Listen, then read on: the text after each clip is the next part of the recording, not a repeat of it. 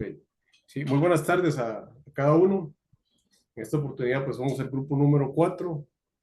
El compañero Víctor Sojo Chávez y su servidor Francisco García somos funcionarios del, del FONAFIFO, del Fondo Nacional de Financiamiento Forestal. Y en esta oportunidad, como parte de la tarea, vamos a hablar sobre el pago por servicios ambientales como una herramienta económica para la protección de los recursos naturales en Costa Rica. Para iniciar, siguiendo la secuencia que traemos en cuanto a las tareas, vamos a hablar un poco de la descripción del proyecto y una justificación. Ok, en Costa Rica se reconocen los servicios ambientales provistos por los bosques y las plantaciones forestales a partir del año 1996, que es justamente cuando se crea la ley de 75-75, que reconoce el pago por servicios ambientales. El PSA, que es un acrónimo para referirnos al pago por servicios ambientales. Los servicios ambientales que se incluyen mediante este esquema corresponden con la protección de las cuencas hidrográficas, el secuestro de carbono, la conservación de la biodiversidad y el componente estético de los paisajes naturales. La fuente principal de financiamiento para el PSA corresponde con un impuesto nacional que asciende a 3.5% sobre el uso de los combustibles fósiles.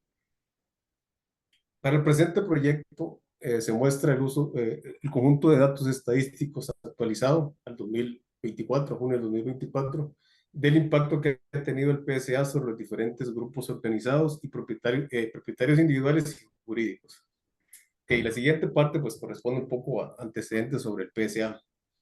El PSA es un sistema diseñado para proveer de una compensación económica a los propietarios por los servicios ecosistémicos que brindan a la sociedad, incluyendo el secuestro de carbono, la biodiversidad, la protección de las cuencas, entre otras. El PSA es un esquema voluntario e incluyente a grupos indígenas, mujeres propietarias, propietarios individuales y jurídicos. Sin embargo, para que el PSA sea implementado, la provisión de los servicios ambientales debe ser debidamente identificada y evaluada mediante una matriz de evaluación, la cual otorga una calificación a la propiedad de acuerdo con su ubicación geográfica. Cabe destacar que las propiedades que alcancen las mayores ponderaciones son las que pueden acceder al PSA. Son muchos los autores que enfatizan sobre la ineficiencia económica que representa el PSA respecto al costo de oportunidad que ofrecen otras actividades. Por mencionar un ejemplo, tenemos el riesgo de deforestación en el diseño del PSA, el cual podría incrementar la ineficiencia en el pago. Sin embargo, se ha observado que bajo este esquema se podría representar una mayor inequidad en el otorgamiento de los montos. Es decir, se pagaría mucho dinero a pocos propietarios. Y aunque se ha descrito que el PSA se constituye como una herramienta que influye sobre las decisiones de los propietarios de la tierra sobre la conservación, sin embargo, no se ha encontrado una relación factual sobre si la implementación del PSA contribuye en términos generales sobre la reducción de la deforestación. Y aunque no es fácil determinar cuáles son los factores que inciden directamente sobre el cambio de uso del suelo, el PSA se consolida como una herramienta económica que permite que los propietarios conserven los bosques y a la vez se contribuya con la protección de la biodiversidad. Ahora, como siguiente parte, vamos a describir un poco los problemas y los objetivos. El objetivo del presente análisis consiste en discutir sobre la importancia del PSA como una forma de financiamiento y sobre la valorización ecológica de los sistemas para la restauración de los ecosistemas naturales, además de servir como un instrumento que contribuye con el desarrollo rural. A continuación, el compañero Víctor va a presentar la parte de los códigos utilizados para el desarrollo del análisis. Bueno, agradecer a Francisco por su exposición. Mi nombre es Víctor y yo procedo a dar un poco de explicación con respecto a los códigos que utilizamos para nuestro proyecto. Nosotros utilizamos una base de datos de contratos de pagos por servicios ambientales desde el año 2015 al año 2023, para lo cual realizamos la carga de esa base de datos en formato CSV. Una vez que generamos la carga de este archivo al COLAP, nosotros vamos a hacer una consulta para conocer este formato, el formato en que se encuentra. Nos indica que este tipo de formato es un formato específico para el idioma latino debido a sus caracteres, ¿verdad? Por ejemplo, que posee nombres o palabras con ñ, ¿verdad? Que no son del habla de otro tipo de lenguaje. Seguidamente realizamos una conexión a una cuenta de Google Drive que nosotros sea de nuestra preferencia, que nosotros hayamos elegido. Y una vez que tenemos esa conexión realizada, él va a hacer la lectura del archivo CSV y va a generar un data frame, ¿verdad? Una vez que se genere ese data frame, nosotros podemos observar que posee diferentes columnas, ¿verdad? Por ejemplo, con una columna con año, con nombres, fecha de firmas, cuotas pendientes, con edades. Sin embargo, también observamos que poseen columnas que no tienen alguna referencia, ¿verdad? Que no sabemos a qué se refiere el valor consignado en esa columna. Nosotros consideramos importante generar un nuevo data frame, una copia del data frame original, ¿verdad? Para no alterar ese data frame y por algún error que tengamos en la ejecución de los códigos podamos fácilmente poder hacer un reemplazo. Seguidamente hacemos una impresión, ¿verdad? Queremos observar cuáles son todas esas columnas que contienen ese data frame y podemos observar que se nos muestran esas columnas que no poseen esa referencia.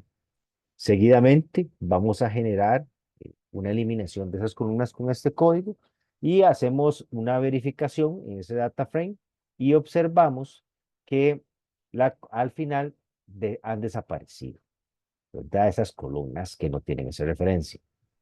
Nosotros también es importante saber que tenemos que hacer una carga de biblioteca, porque tenemos que instalar unos módulos, ¿verdad? Y esos módulos van a permitir generar un informe, un reporte, ¿verdad? Para nosotros hacer un análisis básico, un expedito de la información que se encuentra en este dataset. Una vez que tenemos las bibliotecas instaladas y que tenemos los módulos ya cargados, procedemos con este código a ejecutar ese informe, ¿verdad? Ese informe va a llevar un tiempo considerable, ¿verdad? Dependiendo de la cantidad de registros que posea la base de datos, la cantidad de información que ésta contenga, para lo cual vamos a dar un tiempo prudencial, que se ejecute el código, que se genere el informe y para posteriormente nosotros poder hacer una visualización de este informe y ver qué es lo que contiene, qué es lo que nos genera. Bueno, una vez ya con el código ejecutado y con el reporte generado, nosotros podemos ver una serie de estadísticas que presenta ese dataset, como son la cantidad de variables, que son cantidad de columnas, 38. Vemos el número de observaciones, vemos también el número de registros nulos o vacíos, ¿verdad? También podemos observar que podemos generar algún informe rápido, una visualización rápida con respecto a la cantidad de columnas, por ejemplo, con el tipo de actividad presente en los contratos, vemos que hay una serie de actividades y que la mayor actividad es protección de bosque. Queremos saber por oficina regional, por ejemplo, la cantidad de contratos que generan o que estas poseen. Vemos la distribución por provincia de estas oficinas regionales, también podemos ver el tipo de cliente, ¿verdad? Y podemos jugar así según sean nuestras preferencias a la hora de visualizar cuál es la información que posee la base de datos. También se nos muestra una, una tabla, ¿verdad? Con la información que contiene este dataset. Queremos hacer una consulta de los valores nulos presentes en este dataset. Vemos que hay diferentes columnas que presentan un número importante de estos valores. Sin embargo, nosotros acá queremos realizar o ejecutar un código en el cual estos valores nulos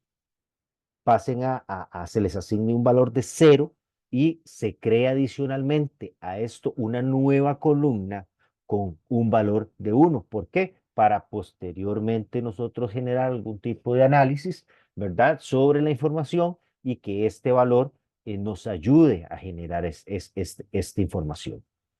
Entonces, ejecutamos el código, verificamos que ya los valores asignados en los registros nulos desaparecen y se convierten a cero y ya no se nos muestran algún tipo de registro nulo. También podemos observar que existen este, columna, la columna generada al final, que con un valor de 1, ¿verdad? En cada una de sus filas. Y eventualmente vamos a hacer una visualización de la cantidad de contratos eh, por, por provincia. Entonces acá podemos ver una breve tabla donde se consigna la provincia, se consigna la actividad y la cantidad de contratos que éstas poseen. Vemos que hay una provincia que posee un valor de 0, ¿verdad? Y queremos visualizar una gráfica, ¿verdad? Para poder obtener una mejor visualización de este resultado. Y observamos que acá en la parte inferior del gráfico se muestra el valor de 0. Seguidamente vamos a eh, sustituir o vamos a consultar más bien, vamos a consultar cuáles son eh, esas filas que poseen valores en la provincia de valores de 0.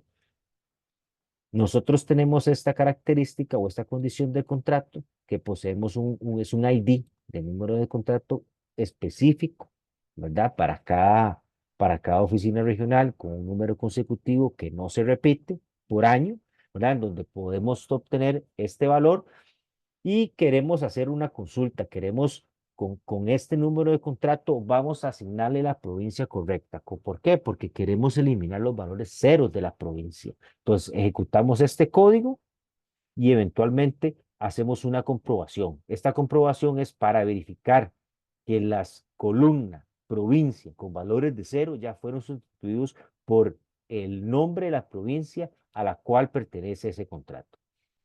¿Verdad? Acá nosotros realizamos también un ploteo de los gráficos, ¿verdad? Y podemos ver cómo en cada provincia ya se asignaron esos valores y desaparece la columna de 0.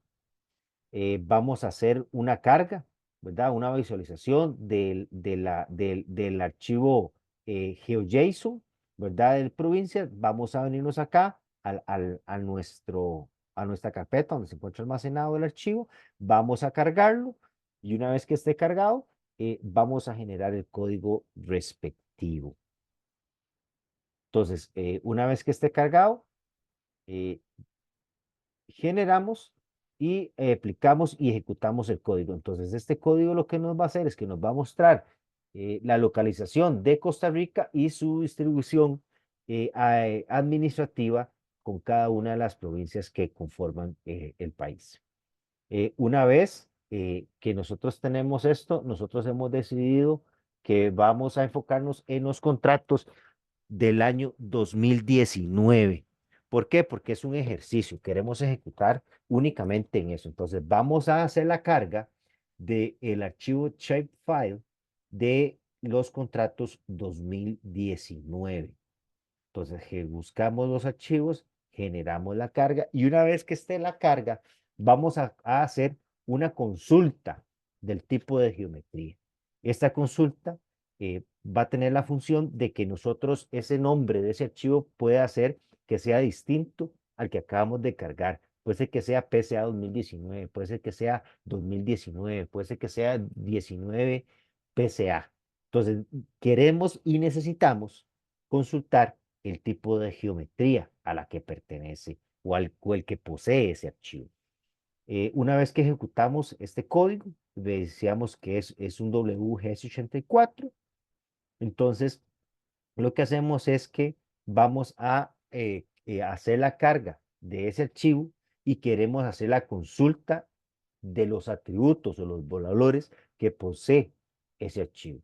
Entonces nosotros podemos ver que ese archivo de PCA 2019 posee en su tabla de atributos posee contrato, posee un nombre de beneficiario, la colectividad, provincia, cantón, distrito, y algo muy importante es que él posee una geometría, se especifica el tipo de geometría, que aquí dice que es un multipolígono. Nosotros vamos a generar una nueva columna o vamos a hacer una sustitución de la columna de multipolígono por una columna de polígono, ¿verdad? Entonces ejecutamos este código y vemos acá al final del dataset que dice que geometría es punto. Entonces pasó de multipolígono a punto. Una vez que tenemos esto, vamos a realizar un ploteo de esa información, de esos centroides, de esos puntos. ¿Por qué? Para poder visualizar cómo es que está la distribución de esos contratos en el año 2019 a lo largo de nuestro territorio, ¿verdad? Una vez que tenemos esa información, nos llamó mucho la atención de que existe a la hora de hacer la transformación un user warning. Ese user warning lo que nos indica es que puede haber un conflicto en la proyección a la hora de hacer la transformación de multipolígono a punto. Entonces, ¿qué es lo que hacemos? Vamos a ejecutar el siguiente código y lo que vamos a hacer es un tipo de reproyección. Vamos a reproyectar la capa o el archivo shapefile de puntos, lo vamos a reproyectar. ¿Cómo lo vamos a reproyectar? Acá lo vamos a reproyectar y le vamos a asignar el código de la proyección a la que nosotros queremos que ese archivo original pase a ser. Entonces acá nosotros hacemos una verificación y vemos que los archivos, ¿verdad? El superior es el archivo original y el inferior es el archivo reproyectado. Entonces vemos que hay una coincidencia entre la información. Acá podemos hacer la comprobación de forma independiente y vemos cómo los archivos son distintos. Si fuese el caso de que nosotros querramos o que deseemos cambiar una proyección, ¿verdad? Y no queremos utilizar la proyección de WG84, acá para Costa Rica la oficial es la CRTM05, que el código es 5367. Entonces volvemos a ejecutar acá el código y se nos muestra un ploteo en WGS84 y seguidamente se nos va a mostrar un segundo croquis o un segundo gráfico en CRTM05, ¿verdad? Aquí podremos cambiar el código que nosotros vayamos a buscar o que vayamos a querer que esta capa posea para hacer ese comparativo, ¿verdad? Entonces, una vez que obtenemos toda esta información, ahora lo que vamos a buscar vamos a cargar el archivo de provincias de Costa Rica nuevamente en formato GeoJSON, pero lo que vamos a hacer es que vamos a crear un nuevo data frame. Ese nuevo data frame, ese nuevo geodata frame se llama mapa-CR. Entonces vemos la distribución, la ubicación de Costa Rica y la distribución de las provincias. Una vez que tenemos esto, vamos a crear una nueva columna, ¿verdad? Que lo que va a buscar es que nos va a delimitar o va a asignarle a cada polígono de la provincia una referencia que se llama, le vamos a utilizar el código boundary. Este código boundary, vamos a ir al final de la tabla, ¿verdad? Generada y vamos a ver que se nos va a generar esta columna, ¿verdad? Entonces, esta columna nos va a ayudar a nosotros a que podamos generar la impresión de cada una de las provincias de forma independiente, ¿verdad? Entonces acá podemos observar que las provincias aparecen de forma independiente. ¿Okay? Una vez que nosotros tenemos esto, nosotros vamos a buscar y decidimos, por ejemplo, vamos a decir, queremos saber cuáles son los contratos en la provincia de Alajuela. Entonces ejecutamos este código y este código lo que nos va a hacer es que nos va a generar un plot, ¿verdad? De la provincia de Alajuela, donde se visualizan los contratos los contratos del año 2019 que se localizan en esa provincia. Si nosotros queremos cambiar de provincia, ¿verdad? Para a nivel de este ejercicio, entonces nos venimos acá y ejecutamos el código y le damos a Guanacaste y visualizamos los proyectos que se localizan en Guanacaste, ¿verdad? Entonces, ya una vez que nosotros generamos eso, nosotros queríamos conocer qué tipo de estadística nos pueden representar esos valores numéricos. Nosotros vemos a un nivel de descripción que vemos una contabilización, podemos obtener una media, podemos tener una desviación estándar, un mínimo, un máximo de cada una de las columnas, ¿verdad? Entonces generamos un estadístico, una tabla estadística, que una vez que nosotros tenemos esa tabla generada, nosotros queremos hacer la búsqueda o queremos hacer una categorización por rango de edad. Entonces, ¿qué es lo que buscamos con esto? Bueno, nosotros queremos que según la edad, según el reporte, que nos asigne a cada uno de los beneficiarios, se asigne a un rango de edad. Por ejemplo, establecimos un rango de 10 años que va del 70 a 79.9. Entonces, una persona que tenga 78 años se va a asignar en este rango. Una persona de 72 años se va a asignar en este rango. Una persona de 51 años se va a asignar en el rango de 50 a 59.9 y así sucesivamente. Acá, nosotros lo que buscamos hacer es como una prueba. Queremos probar que la edad, según reporte, se va a asignar al rango de edad al que pertenece. Por ejemplo, entonces aquí vemos que una edad de 59 se asigna a este rango, uno de 57 se asigna a este rango. Entonces vemos que el comportamiento es uniforme y consistente.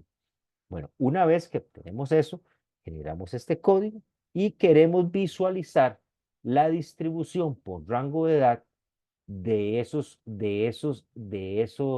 beneficiarios, ¿verdad? Queremos saber la cantidad de contratos o la cantidad de beneficiarios que hay en ese rango de edad. Entonces vemos que el rango entre 60 y 69 es el que posee mayor número de beneficiarios o de clientes del contrato de pago por servicios ambientales. Igual este mismo gráfico, ¿verdad? Acá lo que vamos a hacer una es nosotros de la frecuencia por cliente, que es lo que queremos buscar. En sí lo que queremos es identificar el tipo de cliente. Queremos saber qué tipo de cliente y cuántos contratos hay por tipo de cliente. Bueno, aquí vemos que la SADIL tiene 124, que las empresas tienen 3.198, que el hombre, pues, el género de hombre posee 1.090 contratos, y esto lo vamos a hacer en la base de datos que va del año 2015 al 2023. ¿Ya? Entonces, acá lo que vamos a hacer es un gráfico de apilado de frecuencias donde vamos a ver por tipo de cliente, no va bien, por rango, el tipo de cliente que se encuentra. Entonces, por ejemplo, nos vamos a ubicar en el 60 a 69.9. Vemos que en mayor proporción se encuentran las empresas, seguido por mujeres, seguido por hombres y seguido por las ADIRIS. Las ADIRIS son Asociación de Desarrollo Integral de Reservas Indígenas, ¿verdad? Entonces vemos el comportamiento y vemos a la distribución según el rango de edad al que fue asignado. Ahora bien, también acá podemos ver, por ejemplo, por rango de edad, qué encontramos en relación a hombres con mujeres con hombres. Entonces, por ejemplo, encontramos que en el rango de 40 a 49 hay 210 contratos a nombre de mujeres y hay 104 a nombre de hombres. En el rango de 70 a 79 hay 423 a nombre de mujeres y hay 271 a nombre de hombres, ¿verdad? Entonces, esto vamos a buscar y queremos ejecutar este código para que esta representación nos sea visual. Entonces, a la hora de ejecutar este código, obtenemos el resultado gráfico donde podemos ver en color morado la distribución de la mujer y con color naranja la distribución digamos, por género de la cantidad de contratos. Eh, Primero quiero agradecer por su atención. Espero que les haya gustado y de parte de Francisco y mía, esto ha sido la presentación del trabajo. Muchísimas gracias y que estén muy bien.